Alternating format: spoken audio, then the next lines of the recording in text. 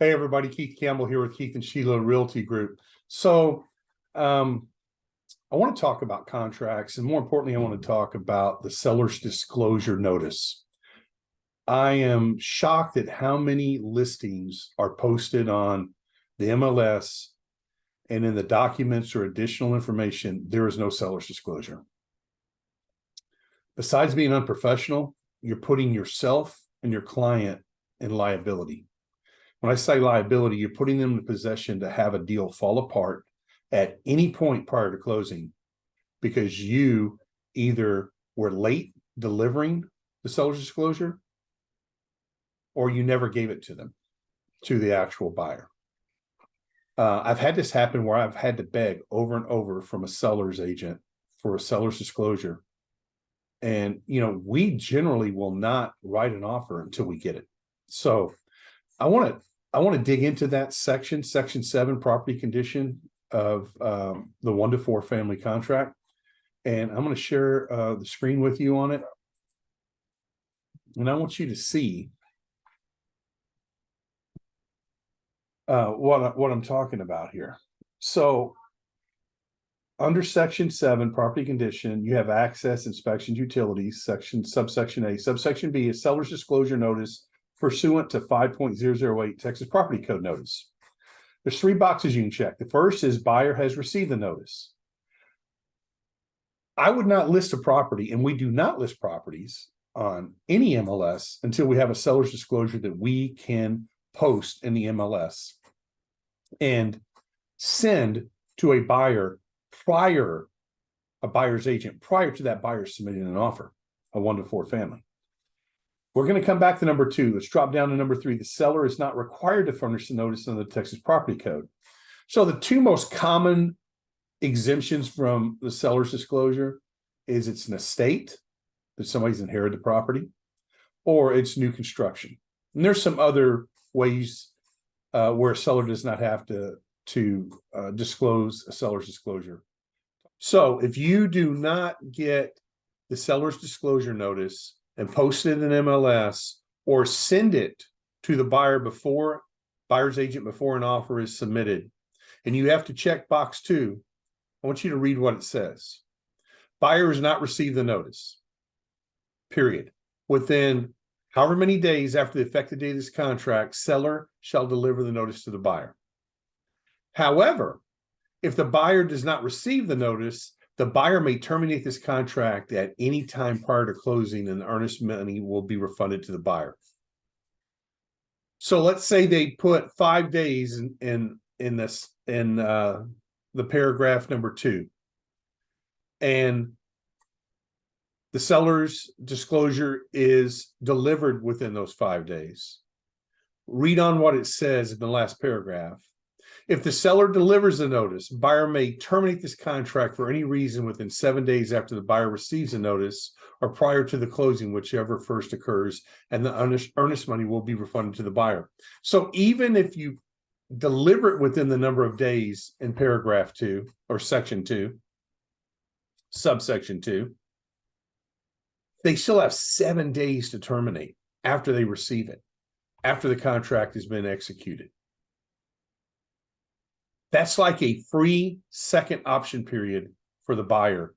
And if you're representing the seller gets no compensation for it. And if for some reason the ball gets dropped and the seller's disclosure is never delivered to the buyer prior to closing, that buyer could walk away at closing. Walk out of the title office, say, I'm not closing, I want my earnest money back. And they would have every right to it. So what's the solution? It's really simple. Do not go to paragraph 2. Tell your sellers, this is a risk that it's not worth taking. Fill out the seller's disclosure notice, and let's post it on the MLS when we make the property hot and we put it on the MLS. And when we get an offer, before we sign it, if for some reason the buyer checks box 2 and asks for 3 days because their agent didn't see that it was on the MLS, you send that contract back and say, no, scratch out number 2, have your sellers initial it, and send it back to the buyer's agent, say, please have your client's initial this changed because you have received the notice. It was in the MLS, and I've also attached it to this email. We're not going to section number 2 there, because that is 100% to the buyer's advantage. Now, if you're on the other side of the coin and representing buyers, and we've been in this position before, and the seller and the seller's agent do not deliver this, the seller's disclosure, you just have all kinds of leverage then. So depends on which side of the coin you're on. I hope this information is helpful, but stay away from checking box 2, because all it does is create opportunities for a buyer to back out. Even if you deliver it one day after, you just extended their option period by a day, more than likely. Not too many option periods over 7 days anymore, because sometimes people don't see our value. Let's show them our value by showing them our professionalism and our ability to understand these contracts, not practice law, understand these promulgated contracts. We fill in the blanks to serve our clients' best interests as their fiduciary. I would recommend, if you're having your clients fill out their seller's disclosure by hand, you can do that. We've been using a company called Seller Shield for about 3.5 years. We love them. They are in business to sell legal insurance, and we bought it and we sold one of our houses. I've had attorneys and doctors we represent buy it because they're a high risk. They're not high risk, but high exposure. In fact, one of them was a real estate attorney. He's like, I'm the first person they're going to sue because I'm supposed to know better. So you don't have to buy it. Your client doesn't have to buy it. You don't have to buy it for them.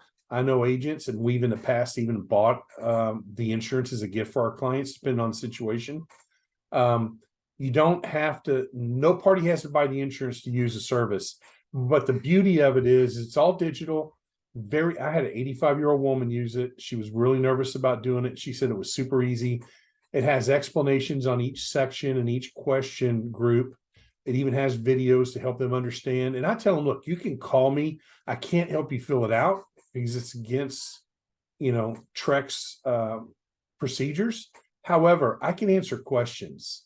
I can help you understand what the question is. I can't give you the answer. Even if I know it, I can't give it to you. But it's just a great service. It makes things clean, professional. They do use the Texas Real Estate Association form, the 7-pager, versus something I've never understood. The TREC seller's disclosure is smaller, less informative. We use the longer form from Texas Real Estate Association. It's a better form, in my opinion. And look, disclose. Don't try to hide things. They're going to come back and bite you. I can tell you, as a home inspector for 13 years, I don't do it anymore, but I read the seller's disclosure before I walked out on the property, if there was one provided or I could get a hold of one. And it helps me figure out if people are hiding things. And it just helps the inspection go better. But at any rate, if we can answer any questions, be of service to you, whether you're an agent, whether you're a potential client, doesn't matter. We want to raise this industry up. And so if you're an agent, you have questions, we don't have all the answers, but we've been doing this for a long time. We're fairly successful at it. And we want to share what we know with even people who aren't a part of our brokerage at Fathom. If you've got a question, send it to me, contact me, call me, text me, whatever, email me. Love to try to help you. So hope you have a blessed day. If we can be of service, let us know. Hope 2023 starting out strong. Take care and God bless.